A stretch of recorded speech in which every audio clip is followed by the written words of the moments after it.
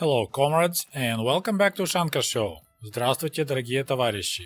Ushanka Show is the program dedicated to the stories about life in the Soviet Union.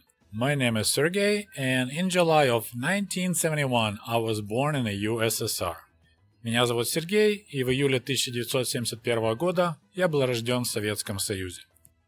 So today we're going to take a look at another interesting KGB document, which was declassified in 2013. This document was discovered by Ukrainian historian Eduard Andriushenko. I'll post link to his Facebook page below this video. You can also follow his channel here on YouTube. It's called KGB Files. So this document is a top secret report, so совершенно секретно, which was addressed to Comrade Beria, which his official title in 1939 was Народный комиссар внутренних дел, комиссар государственной безопасности первого ранга, товарищ Берия Lavrentiy Pavlovich. And it was signed by Serov Ivan Alexandrovich, who was at that time Commissar of State Security of Ukraine. When I looked this guy up, I realized that Comrade Serov deserves a separate video, because his life story is quite interesting. But here, just shortly, he was born in 1905 and died in 1990, so he lived for 85 years. Comrade Serov survived the war. He became the hero of the Soviet Union, got his Golden Star. Later, he helped Khrushchev to arrest Beria, quite an achievement. And of course, after that, Comrade Khrushchev trusted Comrade Serov 100%, and that's why Comrade Serov became the very first chairman of the KGB. But his Soviet luck ran out in 1963 when he lost his position. At that time, he was the chairman of GRU. He got demoted. He lost his gold star of Hero of the Soviet Union, and he was sent out to the Asian military district, and then he was forced into retirement. But what is really cool is that he secretly kept notes. He kept the diaries for all the years since 1939, and he hid them in the wall in a garage. And only in middle of 1990s, his granddaughter, during remodeling, discovered 2 cases full of his papers, and he got book published called The Notes from the Cases. But let's go back to our story. I apologize for the small detour. So this report from Ukraine is dated September 8, 1939, which is a very interesting period of time in Soviet Union as well as the whole Europe. So a quick reminder what was going on around September of 1939. First of all, about 2 weeks prior, on August 23rd, 1939, Molotov and Ribbentrop signed the agreement between Germany and Soviet Union about not attacking each other.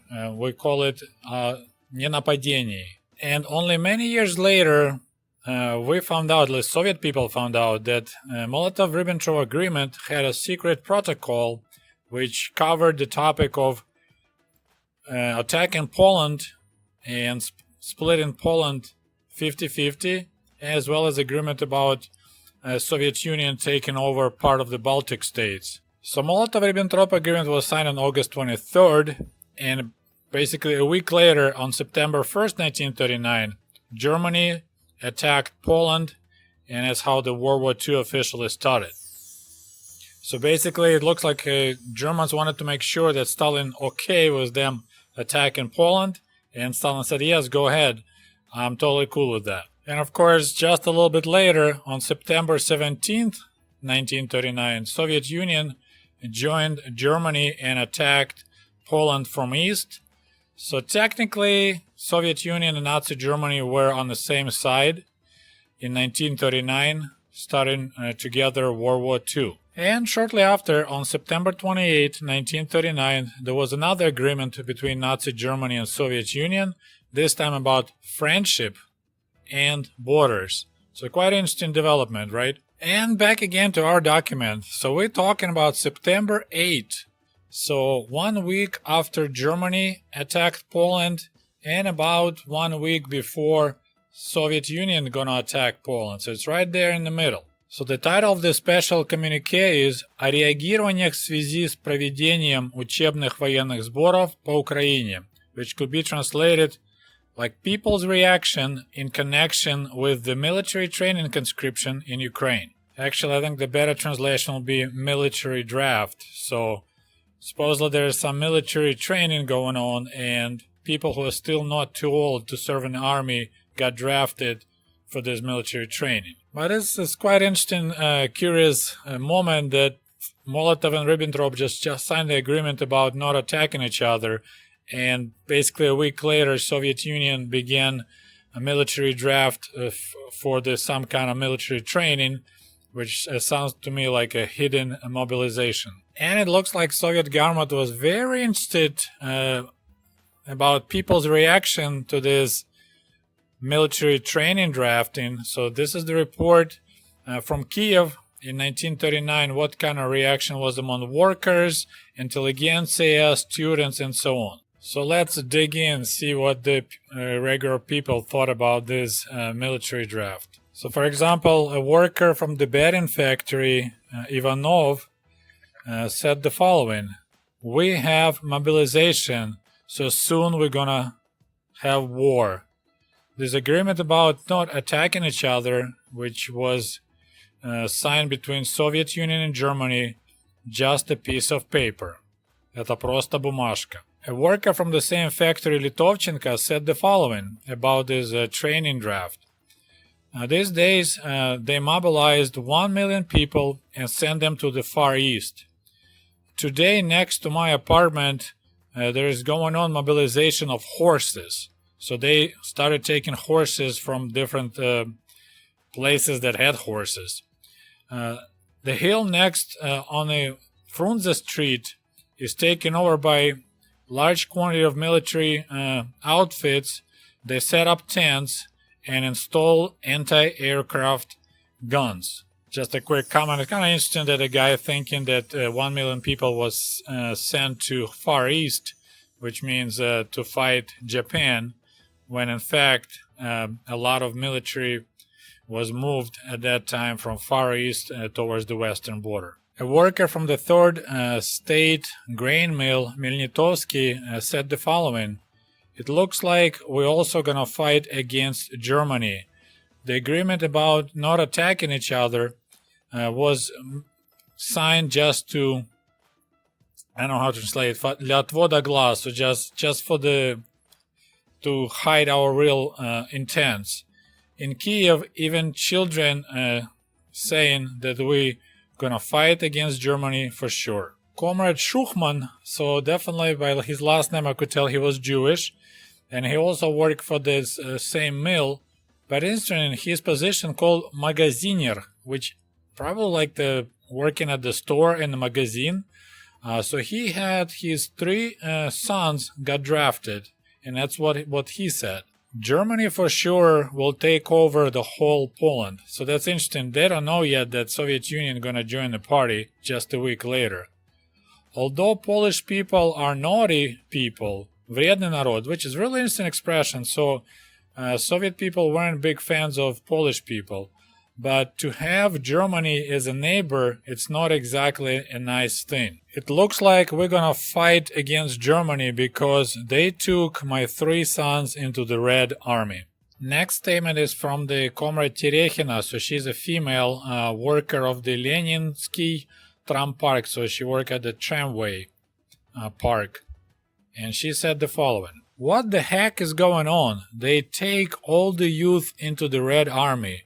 Probably, despite the agreement with Germany, we'll have to defend our borders because Polish troops under attack of Germans will start running towards us, and we need to defend our land." Next statement is from the member of Communist Party, Tabola, who also worked at the tram park as a repair guy for the tram cars. He said, "In our tram park, they drafted 10 people, including the director." So that more looked like mobilization, even if they take management. "At the present time, you can expect anything, including the fact that the agreement with Germany will be broken, as well as the other capitalist governments. So we should be на чеку, so we should watch out, because in such a tense international situation, we could be caught with our pants down. The next batch of statements is from white collar, so служащие и интеллигенция. So intelligentsia in white collar. Before there was blue collar. So Comrade Razdelenko, while talking about mobilization going on in the city, said the following. Don't you think Moscow trusted Ribbentrop too much? You think maybe Germany, after taking care of Poland, after a short break, will attack us? Because for Hitler, this agreement is no more than just a piece of paper. This is actually very, very impressive. A guy predicted exactly what happened 2 years from now. Less than 2 years. So on June 22nd, 1941, this is what exactly Germany did. After a short break, they attacked the Soviet Union, because for Hitler, it was just a piece of paper. So it sounds like there was some kind of meeting, because it says that another comrade, last name Golubev, responded, no, it's not correct. Hitler clearly understands that the Soviet Union is not Poland. But there's no doubt, as a neighbor, he's way worse than Poland, and no doubt he will pull us into the war. Strange war that England has. They stepped over the border of Germany, showed a couple airplanes, and stepped right back out. It's probably another sneaky ways of Chamberlain.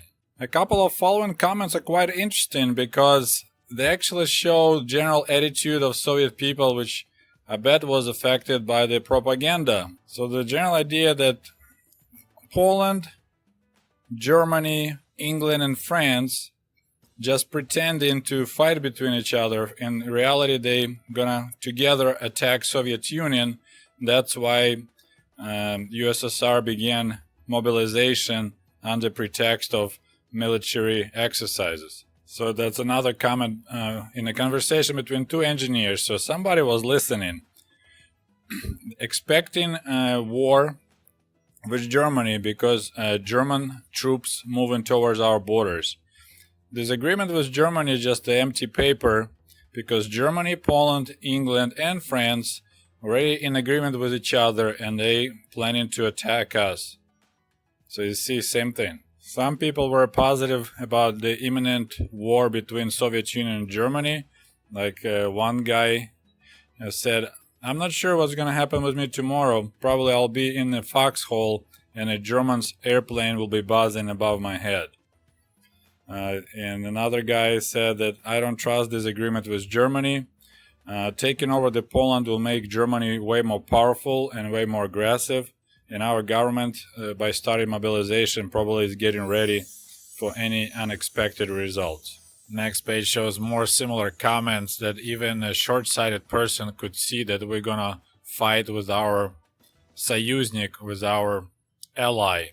And it's interesting that no one is actually buying authorities' version that it's just military exercises, and everyone quite sure that's just a hidden mobilization. And if you know the terminology, war follows the mobilization. More comments about Chamberlain, not Stalin, is the guy who provoking the war and who is carefully guiding Hitler towards east, towards the Soviet Union.